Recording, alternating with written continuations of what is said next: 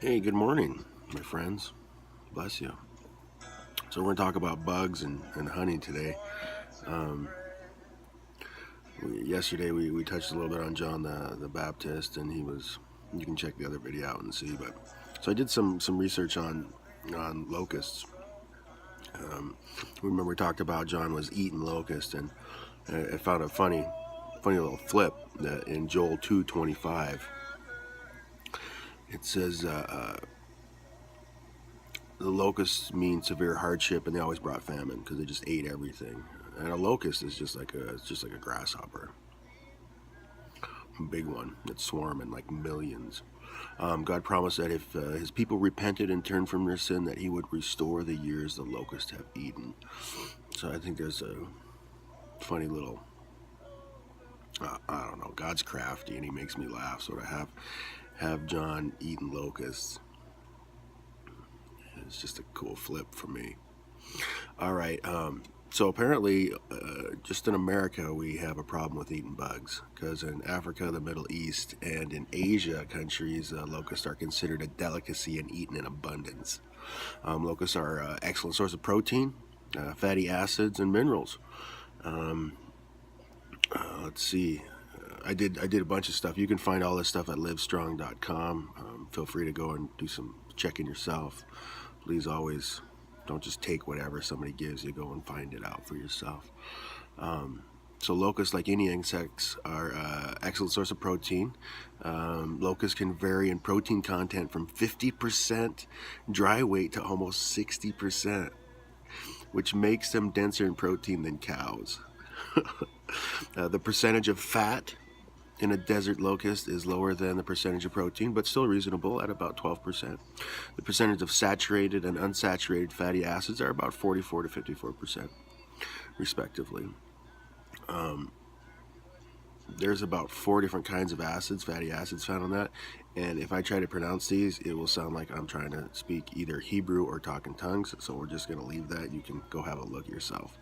The cholesterol content is really high. It's about 286 milligrams per 100 grams, which is higher than most meat and poultry. So locusts also contain adequate amounts of iodine, phosphorus, iron, thiamine, riboflavin, niacin, as well as traces of calcium, magnesium, and selenium. Carbohydrate levels are low in locusts, which makes them great if you're, into the Atkins or the paleo diet. So, delicious. Um, and this is what makes me laugh. This is why I love God, because He does stuff like this. Some people described cooked locust. You get me? I'm getting all teared up. Cooked locust tastes very similar to smoked bacon.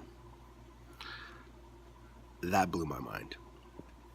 John is eating bugs that taste like bacon. How much does God love His people? He loves His people.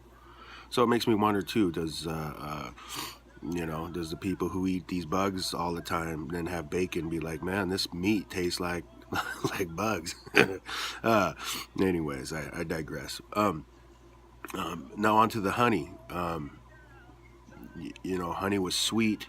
Honey is a symbol of good health. Um, it was for Samuel. It was a symbol of good health. You can read about that, and the Bible. It's also an honored gift. Genesis 43:1. It says, "And their father Israel, quote unquote, it must be then to do this: put some of the best products of our land in your bags and take them down to the man as a gift, a little balm and a little honey." Some spices and myrrh, and some pistachios, delicious, almonds and nuts. In the Proverbs, it says, "My son, eat honey because it is good." Honey doesn't go bad either, which is amazing. John the Baptist, we survived on honey. Honey is also in the book of Revelations. It talks about eating. John eats a scroll, and he says it's going to taste like honey in your mouth. That's a spiritual thing there. 61 times the word honey is mentioned in the Bible. Honey is also a symbol of sweetness and prosperity. And on the spiritual side, it also means immortality and rebirth. And, in the story of Samson, he finds this lion carcass and inside the carcass is this honey. It's a swarm of bees and honey, which is really weird to have this picture of this dead beast with bees in it making honey. And I think if you just take a minute and look at the symbolism that, you know, Jesus came from the tribe of Judah. Jesus was the lion, the roaring lion, and out of him came rebirth for us, came sweetness, came prosperity, something that'll never spoil. So I just thought that was really neat. So there you go.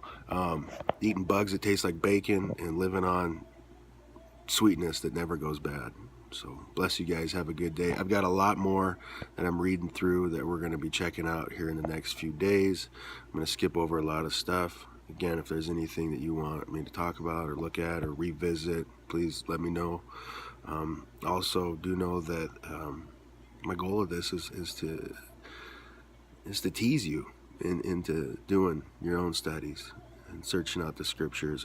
I'm not using any resources you don't have yourself. I Google a lot of stuff and just run through it and talk to God about what I should and shouldn't talk about. So I mean, use Google for knowledge and God for wisdom, because the two aren't flipped.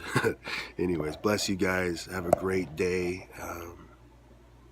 And if you guys need prayer on anything, man, I'm up for that. Feel free to message me, and I'm happy to put to prayer anything you guys need help with.